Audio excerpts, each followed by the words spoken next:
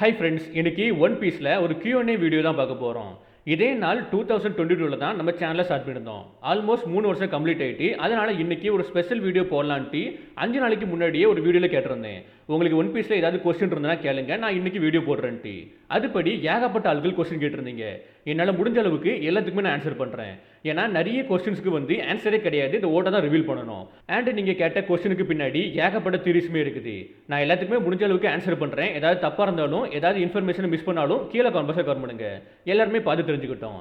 இப்போதைக்கு இந்த Q&A வீடியோக்குள்ளே போக ஆரம்பிச்சிடலாம். இந்த வீடியோவே இன்ட்ரெஸ்டாக இருக்க போகுது. ஸோ வீடியோவை ஸ்கிப் பண்ணாமல் ஃபுல்லாக பாருங்கள்.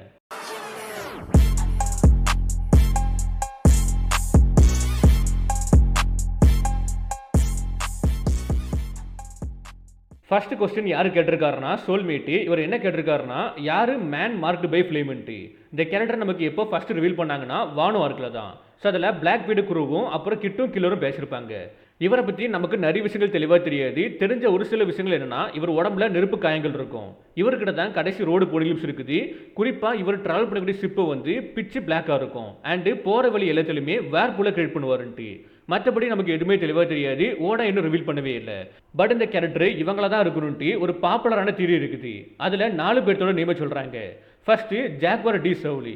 அதுக்கேற்ற மாதிரி இவரை எல்பாஃபில் ரிட்டர்ன் கொண்டு வர போஸ்ட்டில் இவர் உடம்புல வந்து நெருப்பு காயங்கள் இருக்கும். பட் இவர் எந்த ஒரு இடத்துக்கும் பல வருஷமாக ட்ராவல் பண்ணவே இல்லை. இவர்கிட்ட ஷிப் இருக்கிற மாதிரி தெரியல, அது பிச்சு பிளாக்காக இருக்கிற மாதிரி தெரியல. அண்ட் இவர் டெவல் ஃபுட் யூஸருமே கிடையாது. ரெண்டாவது பாப்புலர் நேம் வந்து ஸ்காப்பர் கபான். ஸ்காப்பர் கபானை எல்பாஃபில் ரிட்டர்ன் கொண்டு வர போஸ்ட்டில் அவர் உடம்புல எந்த ஒரு நெருப்பு காயம் இருந்திருக்காது. அண்ட் இவருமே எல்பாஃபில் தான் ஸ்டே பண்ணியிருக்காரு. எந்த ஒரு இடத்துக்கும் போகவே இல்லை, ட்ராவல் பண்ணவே இல்லை. ஸோ அதனால் கண்டிப்பாக இவராக இருக்கக்கூட வாய்ப்பு இருக்காது. ஸோ மூணாவது மங்கி டி டிராகன். டிராகனை பொறுத்த வரைக்கும் நெருப்பு காயம் இருந்த மாதிரி காமிச்சிருக்க மாட்டாங்க. பட் ஒரு டேட்டோ போட்டிருப்பாரு ஃபேஸில். அண்ட் டெவல் ஃபுட் யூஸருமே குறிப்பாக அது ரெயின் சம்மந்தப்பட்ட பவர் தான் இருக்கணும். இவர்கிட்ட ஒரு பிளாக் கலர் ஷிப்புமே இருக்குது. ஸோ மூணாவது இந்த நேம் தான் பாப்புலராக இருக்குது. நாலாவது இந்த கேரக்டர் வந்து ஏசியன் எரா கூட சம்மந்தப்பட்ட ஆளாக இருக்கலாம். ஏசியன் டெக்னாலஜி வச்சு இவர் ரிவைவ் பண்ணியிருக்கலாம். பழைய காலத்து ஆளை ரிவைவ் பண்ணியிருக்கலாம். அவர் இப்போ வாழ்ந்துட்டு இருக்கலாம்னு பேசிட்டு இருக்காங்க. பட் நமக்கு இன்னுமே கன்ஃபார்மாக தெரியாது. என்னால் கன்ஃபார்மாக சொல்ல முடியாது இது யாருன்ட்டு. ஓடாவே ரிவீல் பண்ணாதான் தெளிவாக தெரியும். ரெண்டாவது மங்கி கிங்ன்ட்டு ஒருத்தர் கொஸ்டின் கேட்டிருக்காரு. ஜஸ்ட் ஒரு கொஸ்டின் கேட்கல, 14 கொஸ்டின் கேட்டிருக்காரு. அதனால டக்குன்னு ஆன்சர் பண்ணிட்டு போயிடலாம். ஃபர்ஸ்ட் ஜோரா வந்து என்மாவை ப்ரொசஸ் பண்ணாமல் அமினோ கபாகிரியை ப்ரொசஸ் பண்ண என்ன ஆகுன்ட்டு. ஸோ என்மா வந்து அண்டர்வேல்டே கட் பண்ணும், ஹெல்லே வந்து கட் பண்ணும். அமினோ கபாகிரி வந்து ஹெவனை கட் பண்ணக்கூடியது. இந்த 2 சோடுமே பவர்ஃபுல்லான சோடு தான். ஜோரோவுக்கு அமினோ கபாகிரி கிடச்சிருந்ததுன்னா அவன் ஸ்கையை ரூல் பண்ண வாய்ப்பு இருக்குது. இப்போ வந்து அண்டர்வேல்டை ரூல் பண்ணுறாம்ல. ஸோ அந்த சோடு கிடச்சிருந்தா ஸ்கையை ரூல் பண்ணுவான். பட் என்ன பொறுத்த வரைக்கும் என்மா தான் ஜோரோவுக்கு கரெக்டாக இருக்குன்னே சொல்லலாம். கரெக்டாக சூட்டபிள் ஆகும். அதே மாதிரி மோமோனோஸ்கிக்கு அந்த சோடு தான் கரெக்டாக இருக்கும். ஏன்னா அவன் டிராகனாக இருக்கான், ஸ்கையை ரூல் பண்ணக்கூடிய ஒரு ஆளாக இருக்கான். ஸோ அதனால் அந்த சோடு தான் அவனுக்கு கரெக்டாக இருக்கும். அடுத்த கொஸ்டின், டிராகன் எப்படி காட் வழி விட்டு எஸ்கேப் பண்ணான்ட்டு. அது என்ன கொஞ்ச நாட்கள்லேயே அவங்களே ரிவீல் பண்ணிடுவாங்க. ஓடாவே ரிவீல் பண்ணிடுவார். ஏன்னா மாங்காவுமே அதை நோக்கி தான் போயிட்டு இருக்குது. பட் என்ன பொறுத்த வரைக்கும் போன சாப்டரில் ரோஜர் குரோஸ் அந்த ஆட்கள் எல்லாருமே ட்ரெஷர் கண்டுபிடிச்சிருப்பாங்க. அதில் ஒரு டெவில் ஃப்ரூட்டுமே இருந்திருக்கும். அண்ட் நமக்கு தெளிவாக தெரியும், காடு வெளி ஃபைட்டு முடிஞ்சதுக்கப்புறம் ரோஜர் குரோஸ் அந்த எல்லாருமே கிளம்பி போயிருப்பாங்க. அப்போ ட்ரெஷர் பாக்ஸை ஓப்பன் பண்ண போஸ்ட்டில் அதுக்குள்ளே டெவில் ஃப்ரூட் இருந்திருக்காது. அதுக்கு பதிலாக சாங்ஸ் இருந்திருப்பான். இது மூலமாக நமக்கு தெளிவாக தெரியுது, டிராகன் இங்கே வந்து அந்த ட்ரெஷர் பாக்ஸை ஓப்பன் பண்ணி அதுக்குள்ளே சாங்ஸை வச்சிருக்கணும். அண்ட் அதுக்குள்ளே இருந்த டெவில் ஃப்ரூட்டை நம்ம டிராகன் சாப்பிட்ருக்கணும். அது மூலமாக டிராகன் எஸ்கேப் ஆயிருக்க வாய்ப்பு இருக்குது. அப்படி இல்லைன்னா டெவில் ஃப்ரூட்டை சாப்பிட்டதுக்கப்புறம் ஏதாவது ஒரு மரைன் ஷிப்பில் ஏறி தப்பிச்சு போயிருக்கலாம். ஸோ அப்போ உங்களுக்கு ஒரு டவுட் வரும், ஏன் சாங்ஸை வந்து மரைன் ஷிப்பில் வைக்கலன்ட்டு. சாங்ஸை மரைன் ஷிப்புக்கு கொண்டு வரது மூலமாக திரும்பியும் உங்கள் அப்பா கிட்ட போக கூட வாய்ப்பு இருக்குது. ஆல்ரெடி சாம்பராக்க நம்ம டிராகன் இழந்திருப்பான், ஒரு ஹோலினைட் மெம்பர் கிட்டே இழந்திருப்பான். ஸோ அந்த மாதிரி விஷயம் திரும்பி நடக்கக்கூடாது. பைரட்ஸ் கிட்ட இருந்தால் தான் சேஃபாக இருக்கும்ட்டு நினச்சி அங்கே வச்சிருக்க கூட வாய்ப்பு இருக்குது. ஸோ மூணாவது லா ரிட்டன் வருவானான்னு கேட்டிருக்காரு. கண்டிப்பாக லா ரிட்டன் வருவார். அவன் ஒரு மெயின் கேரக்டர். ஃபைனல் வாருக்கு லா ஒரு முக்கியமான ஆளாக இருக்க போகிறான் எனக்கு தெரிஞ்சு. அடுத்த கொஸ்டின், ஸ்டார்கர்ஸில் யாராவது லூஃபியை பிட்ரே பண்ண வாய்ப்பு இருக்கான்ட்டு. எனக்கு தெரிஞ்சு அப்படி நடக்க வாய்ப்பே கிடையாது. எல்லாருமே லூஃபிக்கு லாயலாக இருக்காங்க. இதுக்கு முன்னாடி ஜாய் பாய் எதுக்கு தோற்றுருப்பானா, எப்படி தோற்றுருப்பானா, எல்லாருமே அவனை பிட்ரே பண்ணியிருக்க வாய்ப்பு இருக்குது. பட் இந்த டைம் அப்படி நடக்க வாய்ப்பே கிடையாது. எல்லாருமே லூஃபிக்கு ரொம்பவே லாயலாக இருக்காங்க. யாருமே அவனை பிட்ரே பண்ண வாய்ப்பே கிடையாது. அடுத்தது கூசான் பிளாக் பீடை பிட்ரே பண்ணுவாரான்னு கேட்டிருக்காரு. அது நடக்க ஒரு 60% வாய்ப்பு இருக்குது. என்னதான் கூசான் வேர்ல்டு கவர்மெண்ட் விட்டு வெளியே வந்தாலுமே அவன் ஜஸ்டிஸை ஃபாலோ பண்ணக்கூடிய ஆள் தான். எனக்கு தெரிஞ்ச வரைக்கும் பிளாக் பீடு குரூக்குள்ள ஒரு ஸ்பையாக தான் இருக்க வாய்ப்பு இருக்குது. ஃபர்ஸ்ட் சோடு மெம்பராக இருக்கணும். அப்படி இல்லைனா டிராகன் கீழே ஒர்க் பண்ணணும். என்னவா இருந்தாலும் பிளாக் பீடை அவன் பிட்ரே பண்ண போஸ்ட்ல பிளாக் பீடு வீழ்ச்சி நோக்கி போக வாய்ப்பு இருக்குது. அடுத்தது சாம்ராக் வர்சஸ் சாங்ஸ் ஃபைட் நடக்குமா, அப்படி இல்லைனா டிராகன் வர்சஸ் சாம்ராக் ஃபைட் நடக்குமான்னு கேட்டிருக்காரு. சாங்ஸை பொறுத்த வரைக்கும் ஹோலி நைட்டுக்கு போயிருக்கான். அவனுக்கு அவங்க அப்பா யாரு, அண்ணன் யாருன்னு தெளிவாக தெரியும். அதனால் சாம்பரா கூட ஃபைட் பண்ண போகிறது வந்து 50-50% தான். பட் டிராகன் வர்சஸ் சாம்பராக் ஃபைட் கண்டிப்பாக நடக்கும். இது ஒரு டெஸ்டினி மாதிரி. ஸோ எல்பாஃபில் சாம்பராக நம்ம டிராகன் தொலைச்சிருப்பான். அதனால் கண்டிப்பாக 2 பேருமே ரிட்டன் ஃபைட் பண்ண வாய்ப்பு இருக்குது. அண்ட் கூடவே இன்னொரு விஷயம் ஆட் பண்ணலாம். டிராகன் வர்சஸ் கார்லிங் ஃபைட்டும் நடக்க வாய்ப்பு இருக்குது. அடுத்து சபோ எப்படி ஃபைனல் வாரில் ஹெல்ப் பண்ண போகிறான்ட்டு. சபோவை பொறுத்த வரைக்கும் ரெவல்யூஷனரி ஆர்மியில் சீஃப் ஆஃப் ஸ்டாஃபாக இருக்கான், 2வது பொசிஷனில் இருக்கான், ஒரு முக்கியமான ரோலில் இருக்கான். எல்லாருக்குமே ஞாபகம் இருக்கும்னு நினைக்கிறேன், கிங் கோபராவை சபோ காப்பாற்ற போஸ்டில் ஈமோவை பார்த்துருப்பான். அந்த விஷயத்த டிராகன் கிட்டையும் இவனுக்கிட்டையும் சொல்லியிருப்பான். அதனால் ஆல்ரெடி ஃபைனல் வாரில் பார்ட்டிசிபேட் பண்ண மாதிரி தான். ஏன்னா ஃபைனல் வார் வந்து ஈமோ நோக்கி தான் போக போகுது. அதனால் லூஃபி சைடாக இருக்கட்டும், ரெவல்யூஷனரி ஆர்மி சைடாக இருக்கட்டும், 2 சைட்லையுமே சபோ ஒரு முக்கியமான ரோலில் இருக்க போகிறான். அடுத்தது எனல் வந்து உரோட இருக்கானா இல்லைனா செத்துட்டானு கேட்டிருக்காரு. எனல் வந்து உரோட தான் இருக்கான். அதை நமக்கு ஒரு கவர் ஸ்டோரியில் காமிச்சிருப்பாங்க. அதில் அவன் ஒரு ஆர்மியை பில்ட் பண்ணிட்டு இருக்கான். மேபி ஃபைனல் வாரில் ரிட்டர்ன் ஆக வாய்ப்பு இருக்குது. அடுத்தது ஒட்டாமா எப்படி டம்ப்ளிங்ஸை கிரியேட் பண்ணுறான்னு கேட்டிருக்காரு. அவள் ஒரு டெவல் ஃபுட் யூசரி, கிபி நோம்பி சாப்பிட்ருக்கா. அது மூலமாக கிபி டாங்கோவை அவள் லைஃப் எசன்ஸில் இன்ஃபியூஸ் பண்ணி அவளால் டம்ப்ளிங்ஸை கிரியேட் பண்ண முடியும். இது ஒரு கண்ட்ரோல் டைப் எபிலிட்டி. இதை பற்றி தனியாக ஒரு ஷார்ட்ஸ் வீடியோவில் பார்க்கலாம். இப்போதைக்கு இவர் கேட்ட கொஸ்டினுக்கு பாதிக்கு மேலே ஆன்சர் பண்ணியாச்சு. இப்போ அடுத்த ஆட்களோட கொஸ்டினை பார்க்க ஆரம்பிச்சிடலாம். ஏன்னா இன்னுமே ஏகப்பட்ட கொஸ்டின்ஸ் இருக்குது, ஏகப்பட்ட கொஸ்டின்ஸுக்கு ஆன்சர் பண்ண வேண்டியது இருக்குது. ஓகே, அடுத்தது வந்து தீனன். இவர் என்ன கேட்டிருக்காருன்னா, ப்ரோ ஓடாவோட பேக் ஸ்டோரியை பற்றி கொஞ்சம் சொல்லுங்கன்ட்டு. ஓடா ஜப்பானில் குமமோட்டோன்ட்டு ஒரு மாகாணத்தில் பிறந்திருக்காரு. அவர் 4 வயசுல இருக்க போஸ்டில் மாங்கா ஆர்டிஸ்டாக மாறணும் முடிவெடுத்திருக்காரு. அந்த கோல் அதுக்கப்புறம் சேஞ்ச் ஆகவே இல்லை. ஓடா சின்ன வயசில் விக்கித வைக்கின்ஸ்ன்ட்டு ஒரு ஓல்டு அனிமே பார்த்துருக்காரு. அந்த அனிமே பார்த்ததுக்கு அப்புறம் தான் கடல் சார்ந்த அட்வென்ச்சராக இருக்கட்டும், பைரட் ஸ்டோரியாக இருக்கட்டும், இதுக்கு மேலே லவ் வந்திருக்குது. ஓடா 17 வயசில் இருக்க போஸ்டில் வாண்டடுன்ட்டு ஒரு ஷார்ட் மாங்கா உருவாக்கியிருப்பாரு. அது தெசுகா அவார்ட்ஸில் 2வது பிளேஸில் வந்திருக்குது. இந்த மாங்கா கான்டெஸ்ட் வந்து ஜப்பான்லேயே ரொம்பவே பிரபலமானது, புகழ் வாய்ந்ததுன்னே சொல்லலாம். அதில் 2வது பிளேஸில் வந்திருக்குது இவரோட ஷார்ட் மாங்காவான வாண்டடு. அதுக்கப்புறம் ஏகப்பட்ட மாங்கா கிரியேட்டர் கூட சேர்ந்து ஒர்க் பண்ணியிருக்காரு, அசிஸ்டண்ட்டாக ஒர்க் பண்ணியிருக்காரு. லைக் சினபு, மசாயா, வாட்ஸ்விக்கின்ட்டு ஏகப்பட்ட ஆட்கள் கூட சேர்ந்து ஒர்க் பண்ணியிருக்காரு. இப்படி ஒர்க் பண்ணிகிட்டே இருக்க போஸ்டில் 1 ஷாட் மாங்காவான ரொமான்ஸ் டானை உருவாக்கியிருக்காரு. இதுதான் இப்போ இருக்கக்கூடிய ஒன் பீஸுக்கு ஒரு ஃபவுண்டேஷனே சொல்லலாம். இந்த 1 ஷாட் மாங்காவில் வரக்கூடிய மெயின் கேரக்டரான ரொமான்ஸ் டான் தான் starting version of Monkey D Luffy. இந்த மாங்காவை பற்றி உங்களுக்கு தெரிஞ்சுக்க ஆசை இருந்துச்சுன்னா கீழே கமெண்ட் பாக்ஸில் டைமிங்கோட மென்ஷன் பண்ணுங்கள். நம்ம கண்டிப்பாக அந்த மாங்காவை எக்ஸ்பிளைன் பண்ணி வீடியோ போடலாம். ஓடா சியாக்கி இனபான்ட்டு ஒரு பொண்ணை மேரேஜ் பண்ணியிருப்பாங்க. ஸோ அவங்களுமே ஸ்டார்டிங்கில் மாடலாக இருந்திருக்காங்க. அண்ட் குறிப்பாக ஜம்ப் ஃபெஸ்டா ஈவெண்ட்டில் நாமிக்கு காஸ்ட்லியாகவும் ஆக்ட் பண்ணது அவங்க தான். இவங்களுக்கு 2 பொண்ணுங்க இருக்குது. ஓடாவோட ஒர்க் ஷெடியூல் வந்து ரொம்பவே டஃப்பாக இருக்கும். ஒரு நாளைக்கு 3 to 4 மணி கூட தான் தூங்குவார்.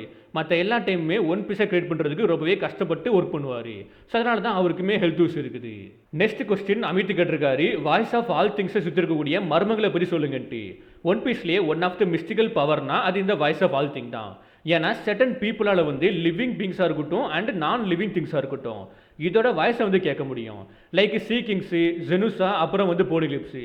இப்போ வரைக்கும் இந்த வாய்ஸ் ஆஃப் ஆல் திங்ஸை யாரெல்லாம் கேட்டிருக்காங்கன்னா கோல்டி ரோஜரு, லூஃபி, ஓடனு, மோமோடிஸ்கே.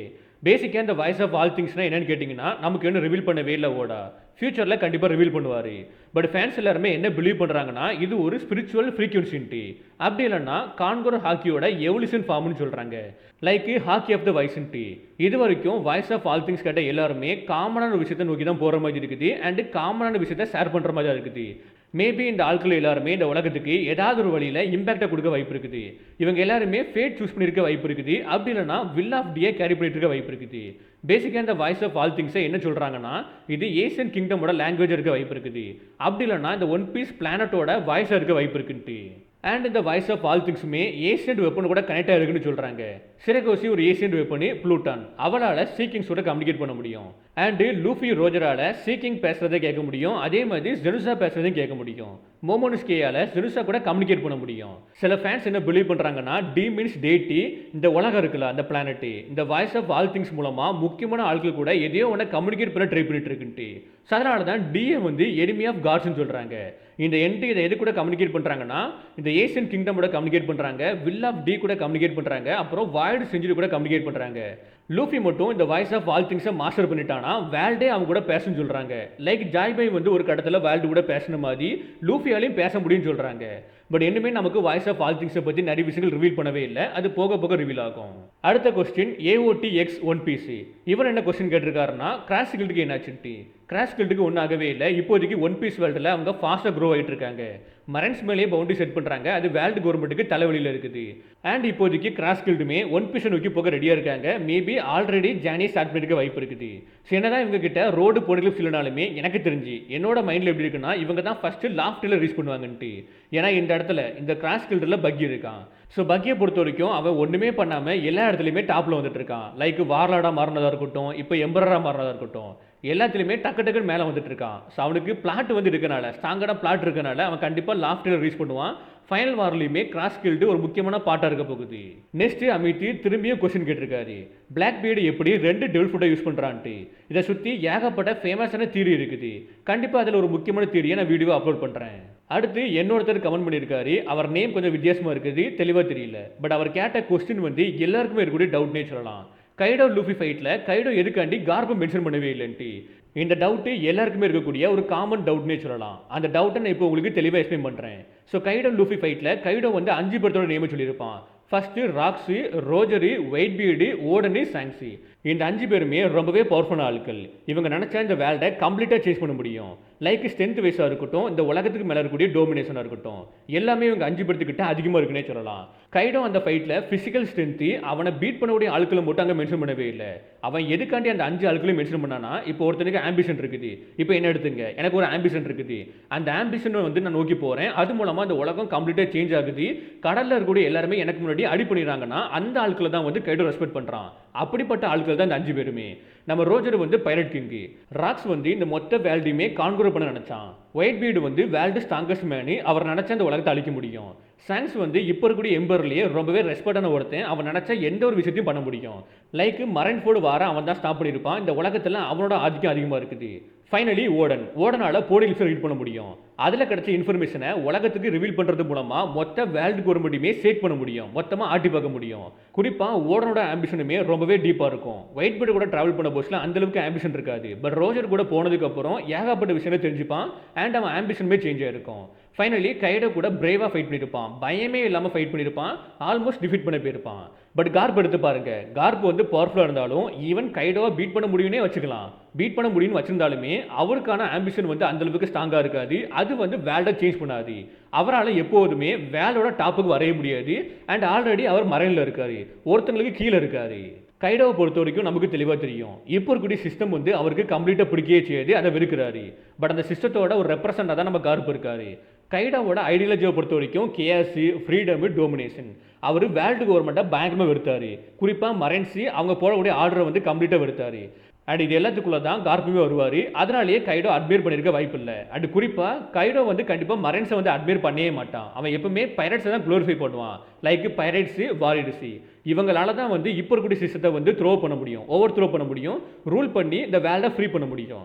அதனால எப்பவுமே கைடோட பார்வை வந்து பைரட்ஸ் நோக்கி தான் இருக்கும். அதனால தான் கைடோ அந்த டைம் மென்ஷன் பண்ணியிருப்பான், இந்த 5 பேரை தாண்டி ஒன்னால இந்த உலகத்தை வந்து மாற்ற முடியுமான்ட்டு கேட்டிருப்பான். இப்போ உங்களுக்கு ஓரளவுக்கு புரியும்னு நினைக்கிறேன் எதுக்காண்டி கார்ப்பை மென்ஷன் பண்ணலன்ட்டு. அடுத்து ஆதித்யா சுப்ரமணி ஸ்ட்ராகார்ட்ஸுக்கு புது ஷிப் கிடைக்குமான்னு கேட்டிருக்காரு. கண்டிப்பாக கிடைக்க வாய்ப்பு கிடையாது. ஏன்னா இப்போ இருக்கக்கூடிய ஷிப்பே வந்து பெஸ்ட் ஷிப்பு தான். ஆடம் ட்ரீல தான் உருவாக்கியிருப்பாங்க.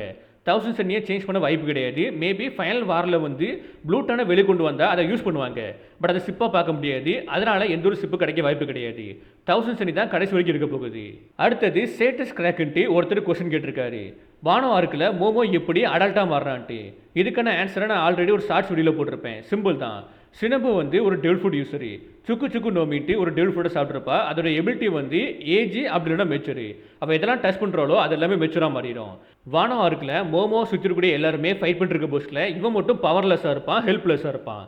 ஸோ அதனால் சினபு கிட்ட போய் என்னையும் மெச்சூர் பண்ணி நானுமே மற்றவங்களுக்கு ஹெல்ப் பண்ணணும், என்னோட மக்களை ஃப்ரீ பண்ணுறதுக்கு நானுமே ஹெல்ப் பண்ணணும்னு கேட்டிருப்பான். ஃபர்ஸ்ட் சினபுவுமே முடியாதுன்னு சொல்லியிருப்பா. ஏன்னா மோமோ பெரிய பையனாக மாறிட்டானா சின்ன பசங்க வாழக்கூடிய வாழ்க்கையை வாழாமே போயிடுவான், அந்த லைஃபே வந்து எம்டியாக மாறிடும்ட்டு. பட் வேறு வழி இல்லாமல் ஒரு இடத்துக்கு மேலே அந்த ஃப்ரூட்டை யூஸ் பண்ணி டெவில் ஃப்ரூட்டை யூஸ் பண்ணி இவனை 28 வயசு பையனாக மாற்றி விட்டுருப்பா. பட் ஸ்டில் இது வந்து ஃபிசிக்கலாக மட்டும் தான் ஒர்க் ஆகும், ஒருத்தங்களோட மைண்டை சேஞ்ச் பண்ணாது. அதனாலேயே மோமோ வந்து 8 வயசு பையனாக தான் இருப்பான் மைண்டு வயசில், ஃபிசிக்கலாக மட்டும் தான் 28 வயசு பையனாக இருப்பான். அடுத்து ஒருத்தர் லூஃபியோட ட்ரீமை பற்றி கேட்டிருக்காரு. ஸோ லூஃபியோட கோல் பார்க்க போஸ்டில் கிங் ஆஃப் த பைரட்டாக மாறணும். பட் மீனிங் என்னன்னா அவன் ஜஸ்ட் வந்து இந்த உலகத்தோட ஃப்ரீயஸ்ட் மேனாக இருக்க ஆசைப்படுறான். வெல்த்து பவர்லாம் அவனுக்கு முக்கியம் கிடையாது. அவனை பொறுத்த வரைக்கும் அவனுக்கு என்ன தோணுதோ அதை பண்ணணும், அவனுக்கு பிடிச்ச அட்வென்ச்சரை பண்ணிகிட்டே இருக்கணும், ஃப்ரீடமாக இருக்கணும். லூஃபியே சொல்லியிருப்பான், எனக்கு வந்து ட்ரெஸ்ஸரை பற்றிலாம் கவலையே கிடையாது, எனக்கு வந்து தேவையானது எல்லாமே அட்வென்ச்சரு ஃப்ரீயாக இருக்கணும்ட்டு. பட் லூஃபியோட ட்ரீமு கொஞ்சம் வித்தியாசமாக இருக்க வாய்ப்பு இருக்குது. இது எல்லாத்திலும் இருந்தும் கொஞ்சம் வித்தியாசமாக இருக்க வாய்ப்பு இருக்குது. நானுமே ஏதோ ஒரு வெப்சைட்டில் படித்த ஞாபகம் இருக்குது. லூஃபியோட ட்ரீம் என்னவா இருக்குன்னு அவங்க சொல்லியிருந்தாங்கன்னா இந்த உலகத்தில் இருக்கக்கூடிய எல்லாருமே ஒன்றா சேர்த்து ஒரு மிகப்பெரிய பேங்க்விட்டை செலிப்ரேட் பண்ணணும்னு ஆசைப்படுறான்ட்டு. மேபி அது கூட இருக்க வாய்ப்பு இருக்குது. அப்படி இல்லைன்னா ஜாபியோட ட்ரீமுக்கும் லூஃபி ட்ரீமுக்கும் கனெக்ஷன் இருக்க வாய்ப்பு இருக்குது. ஜாபி வந்து இந்த உலகத்தை எல்லாத்தையுமே ஒன்றா எனக்கு ஆசைப்பட்டாரு. மேபி அதுவாக கூட இருக்க வாய்ப்பு இருக்குது. பட் இன்னுமே ஓடா கன்ஃபார்ம் பண்ணால் தான் இந்த விஷயம் நமக்கு தெளிவாக தெரியும். அதுக்கப்புறம் எல்லாருமே கேட்ட ஒரு காமன் கொஸ்டின் என்னன்னா, ஒகரவா அழிச்ச மாதிரி வேர்ல்டு கவர்மெண்ட் எதுக்கு லாஃப்டேல அழிக்காம இருக்காங்க? ஈமுன்னு நினச்சிருந்தா மதர் ஃபிளமை யூஸ் பண்ணி லாஃப்டேல கம்ப்ளீட்டாக அழிக்க முடியுமே, யாருக்குமே தெரியாமல் கம்ப்ளீட்டாக அழிக்க முடியுமேன்ட்டு. பட் எதுக்கு பண்ணாமல் இருக்காங்கன்ட்டு நிறைய பேர் கேட்டிருந்தீங்க. அதுக்கான ஆன்சர் இப்போ நான் தெளிவாக சொல்கிறேன். ஸோ லாஃப்டேல பொறுத்த வரைக்கும் கிராண்ட் லைனோட கடைசி ஐலாண்டு, அந்த ஐலாண்டில் தான் ஒன் பீஸ் ட்ரெஷர் இருக்குது. மேபி அதுக்குள்ளே வாய்டு செஞ்சுரியை பற்றி, ஏஷியன் கிங்டமை பற்றி, ஜாய்பை பற்றி ஏகப்பட்ட விஷயங்கள் இருக்க வாய்ப்பு இருக்குது, இன்ஃபர்மேஷன் இருக்க வாய்ப்பு இருக்குது, ஹிஸ்ட்ரி இருக்க வாய்ப்பு இருக்குது. இது வரைக்கும் அதை ரீச் பண்ண ஒரே ஆள்னா ரோஜர் மட்டும் தான். அந்த இடம் வந்து கண்டிப்பாக வேர்ல்டு கவர்மெண்ட்டுக்கு திருட்டு தான், குறிப்பாக ஈமுக்கு திருட்டு தான். அப்படி இருந்துமே ஏன் அதை அழிக்காமல் இருக்காங்கன்னா, யாருக்குமே அந்த இடம் எங்கே இருக்குன்னு தெளிவாக தெரியாது. அந்த இடத்துக்கு ரீச் ஆகணும்னா ஒரே ஒரு வழி தான் இருக்குது, அது ரோடு போனிகிளிப்ஸ். மொத்தமாக 4 ரோடு போனிகிளிப்ஸ் இருக்குது. அதை கம்பைன் பண்ண மட்டும் தான் அந்த இடத்துக்கு போகிறதுக்கான வழியை நமக்கு தெளிவாக தெரியும். மற்றபடி அந்த இடத்த கண்டுபிடிக்கிறதுக்கு எந்த ஒரு வழியும் கிடையாது. நீங்கள் சொல்லலாம் வேர்ல்டு கவர்மெண்ட்டே அவங்க கையில் தான் இருக்குது, ஈமு கீழே தான் இருக்குது. அவன் நினச்சா ஏகப்பட்ட ஷிப் அனுப்பி கிராண்ட் லைன் ஃபுல்லுமே தேட சொல்லலாமேன்ட்டு. அது நடக்க வாய்ப்பு கிடையாது. ஏன்னா அந்த கிராண்ட் லைன் ஃபுல்லுமே ஏகப்பட்ட பைரட்ஸ் இருப்பாங்க, ஏகப்பட்ட ஐலாண்டு வந்து அவங்க கண்ட்ரோலில் தான் இருக்கும். ஈவன் வந்து அவங்க தேடி போனாலுமே அந்த ஐலாண்டு வந்து நார்மல் ஐலாண்டாக இருக்க வாய்ப்பே கிடையாது. ஏதாவது இன்விசிபிள் பெரியர் இருக்க வாய்ப்பு இருக்குது. அப்படி இல்லைன்னா ஏசியன் டெக்னாலஜி ஏதாவது அதை பாதுகாத்துட்டு இருக்க வாய்ப்பு இருக்குது. மேபி ஏதாவது மிஸ்டிக்கல் எனர்ஜி அதை சுற்றி இருக்கலாம். அதனாலேயே யாராலையுமே அந்த ஐலாண்டை சென்ஸ் பண்ண முடியாமல் இருக்கலாம். அப்படியும் இல்லைன்னா அந்த ஐலாண்டு வந்து கன்யூனியஸாக ஷிஃப்ட் ஆகிட்டு இருக்கலாம், ஒரு இடத்துல இருந்து இன்னொரு இடத்துக்கு ஷிஃப்ட் ஆகிட்டு இருக்கலாம். மேபி அந்த ஐலாண்டு வேற டிமென்ஷனில் இருக்க கூட வாய்ப்பு இருக்குது. அதனால தான் யாராலையுமே அந்த இடத்த கண்டுபிடிக்க முடியலன்னு நினைக்கிறேன். அப்போ நீங்கள் கேட்கலாம், ஓகே ஸோ அந்த இடத்துக்கு ரீச் பண்ணக்கூடாதுன்னா, யாருமே ரீச் பண்ணக்கூடாது, உண்மை தெரிஞ்சுக்க கூடாதுன்னா போனிகிளிப்ஸை அழிச்சிடலாமே, போனிகிளிப்ஸை கம்ப்ளீட்டாக அழிச்சிடலாமேன்னு கேட்டிங்கன்னா, அது எல்லாமே உலகத்தில் ஏகப்பட்ட இடத்துல பரவி கிடக்குது. பிளான் பண்ணி தான் 800 வருஷத்துக்கு முன்னாடியே நெஃப்டரி டி லில்லி வந்து எல்லா இடத்துலையுமே போனிகிளிப்ஸை பரப்பி விட்டுருப்பா. ஈவன் அதை கண்டுபிடிச்சு அழிக்க ட்ரை பண்ணாலுமே அதை அழிக்க முடியாது. அந்த அளவுக்கு பவர்ஃபுல்லான ஸ்டோனில் தான் அதை உருவாக்கியிருப்பாங்க. அதனாலேயே வேர்ல்டு கவர்மெண்ட் என்ன பண்ணியிருப்பாங்கன்னா, இந்த லாங்குவேஜை படிக்க தெரிஞ்ச ஆட்களாக பார்த்து கொண்டிருப்பாங்க. குறிப்பாக போனிகிளிப்ஸை ரிசர்ச் பண்ணக்கூடாது, வாய்டு செஞ்சுரியை ரிசர்ச் பண்ணக்கூடாதுன்னு பேன் பண்ணி வச்சிருப்பாங்க. வேர்ல்டு கவர்மெண்ட்டுக்கு வேற ஏதாவது வழி இருந்துச்சுன்னா கண்டிப்பாக இந்த வழியை சூஸ் பண்ணியிருக்க வாய்ப்பே கிடையாது. அவங்க இந்த வழியை சூஸ் பண்ணியிருக்க தேவையே கிடையாது. ஸோ அவங்களால அந்த இடத்த கண்டுபிடிக்க முடியல. ஸோ அதனால தான் இப்படி ஒரு விஷயத்தை செட் பண்ணியிருக்காங்க. ஈவன் ஈமு 5 எல்ட்ரஸும் அந்த ஐலாண்டை கண்டுபிடிச்சி அதை டிஸ்ட்ரைப் பண்ணுறன்னு பேரில் ஏதாவது ஒரு சின்ன மிஸ்டேக் நடச்சுன்னா குளோபல் வைஸில் ஒரு மிகப்பெரிய கிளர்ச்சி ஏற்படுனே சொல்லலாம். பைரட்ஸ் மத்தியிலேயே இருக்கட்டும் அண்டு மக்கள் மத்தியிலேயே இருக்கட்டும் ஒரு மிகப்பெரிய கிளர்ச்சி ஏற்படும். மேபி அந்த ஐலாண்டு ஒரு பேலன்ஸுக்கான, இந்த வேர்ல்டோட பேலன்ஸுக்கான ஒரு பவராக இருந்து அதை டிஸ்ட்ரைப் பண்ணுறது மூலமாக வேர்ல்டு வந்து கொலாப்ஸ் ஆன என்ன ஆகும்? இப்படி ஏகப்பட்ட டவுட் இருக்க வாய்ப்பு இருக்குது. பேசிக்காக லாஃப்டேலை பற்றி யாருக்குமே தெளிவாக தெரியாது. அதனால தான் அதுக்கு அகேன்ஸ்டாக ஒன்றுமே பண்ண முடியாமல் இருக்காங்க. அதுக்கப்புறம் ஹரிகுமார் ஹரி ஒரு கொஸ்டின் கேட்டிருந்தாரு. கோல்டு ரோஜரோட ரைட் ஹேண்ட் மேன் தான் நம்ம ரேலி நம்ம லூஃபை மீட் பண்ண போஸ்ல எதுக்கு ஒன் பீஸை பற்றி சொல்லலன்ட்டு. நீங்களே நல்லா யோசிச்சு பாருங்க, 2 ஸ்ட்ராகர்ஸ் மெம்பர்ஸ் வந்து ரேலி கிட்ட கேட்டிருப்பாங்க ஒன் பீஸை பற்றி. ஃபர்ஸ்ட் நம்ம ராபின், ரேலி நீங்கள் வந்து ஒன் பீஸை ரீச் பண்ணிட்டீங்கன்னா உங்களுக்கு இந்த உலகத்தோட உண்மையை பற்றி தெளிவாக தெரியுமா, வாய்டு செஞ்சுரியோட உண்மையை பற்றி தெரியுமான்ட்டு. அதுக்கு ரேலியுமே எனக்கு தெளிவாக தெரியும். நீ வந்து இந்த விஷயத்தை என்கிட்ட கேட்டு தெரிஞ்சுக்க போறியா, அப்படி இல்லைன்னா உன்னோட ஓன் அட்வென்ச்சரில் நீ எதை டிஸ்கவர் பண்ண போறியான்ட்டு. உடனே ராபினுமே வேண்டாம் நான் வந்து அட்வென்ச்சர் பண்ணி தெரிஞ்சுக்கிட்டதுன்ட்டு அப்படியே உட்காந்துருப்பா. அடுத்தது டக்குன்னு ஊசப் இடையில வந்திருப்பான். ஊசப் வந்து ரேலி ஒன் பீஸ்னா என்னன்னு கேட்டிருப்பான். அப்போ டக்குன்னு லூஃபி இடையில வந்து ஊசப் ஸ்டாப் பண்ணி, எனக்கு வந்து போரான அட்வென்ச்சர்லாம் போக ஆசையே கிடையாது. ஒன் பீஸ் வந்து என்ன வேணாலும் இருக்கலாம், அது ட்ரெஸ்ஸராக இருக்கலாம் இல்லை வேறு எதுவாக கூட இருக்கலாம். பட் எனக்கு போரான அட்வென்ச்சர் போக ஆசையே கிடையாது. அதுக்கு பதிலாக நான் பைரட் லைஃபை குட் பண்ணிட்டு போயிடுவேன்ட்டு. உடனே ரேலியுமே லூஃபியை பார்த்துட்டு நீ நினைக்கிறியா உன்னால் கிராண்ட் லைனை கான்குர் பண்ண முடியும்ட்டு. அதுக்கு லூஃபியுமே எனக்கு அதெல்லாம் ஆசையே கிடையாது, கான்குர் பண்ணலாம் நினைக்கவே இல்லை, நான் இந்த உலகத்தோட ஃப்ரீயஸ்டான மேனாக இருக்க மட்டும் தான் ஆசைப்படுறேன்ட்டு நம்ம லூஃபி சொல்லியிருப்பான். அந்த விஷயமே ரேலியை இன்ஸ்பயர் பண்ணியிருக்கோம். இதை தாண்டி இன்னொரு விஷயம் சொல்லணும்னா, லூஃபி வந்து அவன் ஜேர்னியோட ஸ்டார்டிங் டைமில் தான் இருந்தான். ஸோ அப்படி சொல்கிறது மூலமாக அவன் லைஃபுக்கு டேஞ்சர் வர வாய்ப்பு இருக்குது. இதை தாண்டி அந்த டைம் வேர்ல்டுமே ரெடி ஆகலன்னு நினச்சிருக்கலாம். அடுத்தது கோகுல் ஒரு கொஸ்டின் கேட்டிருக்காரு, சாங்ஸுக்கு ஒன் பீஸ் இம்பார்ட்டன்ட்டு. எனக்கு தெரிஞ்ச வரைக்கும் ஒன் பீஸ் வந்து சாங்ஸோட மெயின் கோலாக இருக்க வாய்ப்பே கிடையாது. ஸோ அவன் எப்போவுமே பேலன்ஸு ஃப்ரீடம் நோக்கி போகக்கூடிய ஆள். அதனால் இந்த ஒன் பீஸுமே கரெக்டான ஆள் கையில் கிடைக்கணும்ட்டு பிளான் பண்ணலாம். அப்படி இல்லைனா அந்த ஒன் பீஸுக்கு ஒரு கார்டினாக இருக்க கூட ட்ரை பண்ணலாம் நம்ம சாங்ஸு. ஸோ ஒன் பீஸ் சாங்ஸுக்கு இம்பார்ட்டன்ட்னு கேட்டிங்கன்னா கண்டிப்பாக இம்பார்ட்டன்ட் தான். பட் அது கோலான்னு கேட்டிங்கன்னா, மெயின் கோலான்னு கேட்டிங்கன்னா அது இருக்க வாய்ப்புலாம் தான் எனக்கு தோணுது. அடுத்து அன்பு செல்வன்ட்டு ஒருத்தர் கொஸ்டின் கேட்டிருக்காரு, ஓடாக்கு ஏதாவது ஆச்சுன்னா இவ்வளோ சூப்பராக யார் ஒன் பீஸை கொண்டு போவாங்கன்ட்டு. கண்டிப்பாக யாராலையுமே முடியாது. ஏன்னா ஒருத்தருக்கான விஷன் வந்து அவரால் மட்டும் தான் கொண்டு வர முடியும். இப்போ உங்களுக்குன்னு ஒரு பார்வை இருக்குன்னா அந்த பார்வையை உங்களால் மட்டும் தான் ஃபுல் பொட்டன்ஷியலை வெளிக்கொண்டு வர முடியும், மற்ற யாராலுமே வெளிக்கொண்டு வர முடியாது. பட் ஓடா ஆல்ரெடி பிளான் பண்ணிட்டாருன்னு சொன்ன மாதிரி இருந்துச்சு. ஒன் பீஸோட எண்டிங் எப்படி இருக்கணும், அது வரைக்கும் ஸ்டோரி எப்படி மூவ் ஆகி போகணும்ட்டு எல்லாத்தையுமே தெளிவாக பிளான் பண்ணி வச்சிருக்காருன்ட்டு எங்கேயும் நான் கேள்விப்பட்டிருக்கேன், ஏதோ ஒரு இடத்துல கேள்விப்பட்டிருக்கேன். அதனால அவருக்கு ஏதாவது ஆனால் கூட இன்னொருத்தர் வந்து இதை கண்டினியூ பண்ண வாய்ப்பு இருக்குது. பட் இவ்வளோ சூப்பராக கொண்டு போவாங்களான்னு கேட்டிங்கன்னா கொஞ்சம் டவுட் தான். பட் அவருக்கு எதுவும் ஆகக்கூடாதுன்னு நம்ம ப்ரே பண்ணியிருக்கலாம். ஏன்னா ஓடாவை தாண்டி வேற யாராலையுமே ஒன் பீஸை வந்து சூப்பராக கொண்டு போக முடியாது. அவர் தான் முடிக்கணும், ஒன் பீஸை வந்து அவர் தான் முடிக்கணும், வேற யாருமே முடிக்கக்கூடாது.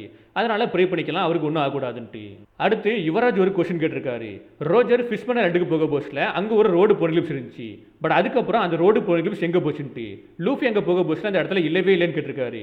இது ரொம்பவே சிம்பிள் தான், உங்களுக்கே தெளிவாக தெரியும். ஒயிட் பீட் இறந்ததுக்கப்புறம் ஃபிஷ்மேன் ஐலாண்டை கண்ட்ரோல் பண்ணது யாருன்னா பிக் மம் தான். பிக் மம் டெரிட்டரிக்குள்ளே தான் இருந்துச்சு. பிக் மம் என்ன பண்ணியிருப்பானா அந்த ரோடு பொருளிப்ஸை எடுத்துட்டு அவரோட இடத்துக்கு கொண்டு போயிருப்பா. ஆல்மோஸ்ட் 20 நிமிஷத்துக்கு மேலே இந்த வீடியோ வந்துட்டு இன்னுமே ஏகப்பட்ட கொஸ்டின்ஸ் இருக்குது. அது எல்லாத்தையுமே இதுக்கப்புறம் தனி வீடியோவை போடுறேன். ஏன்னா அந்த கொஸ்டின்ஸ் எல்லாமே ஒரு இன்ட்ரெஸ்டிங்கான டாப்பிக்காக இருக்குது. அது எல்லாத்தையுமே ஒன் பை ஒன்னாக ஒவ்வொரு வீடியோவாக நான் போடுறேன். இதுக்கப்புறம் இதில் கண்டினியூ பண்ணால் 30 நிமிஷத்துக்கு மேலே போயிடும், ரொம்ப லாங்காக இருக்கிறனால பார்க்க மாட்டீங்க. ஸோ அதனால் இந்த இடத்துல இப்போதைக்கு வீடியோ முடிக்கிறேன். இந்த Q&A பற்றி நீங்கள் என்ன நினைக்கிறீங்கன்ட்டு கீழே கமெண்ட்ஸை கமெண்ட் பண்ணுங்க. இதே மாதிரி ஃபியூச்சரில் நிறைய வீடியோ பண்ணலாமான்ட்டும் கீழே கமெண்ட்ஸை கமெண்ட் பண்ணுங்க. இப்போ இந்த வீடியோ முடிக்கிறேன். ஓகே, பாய்.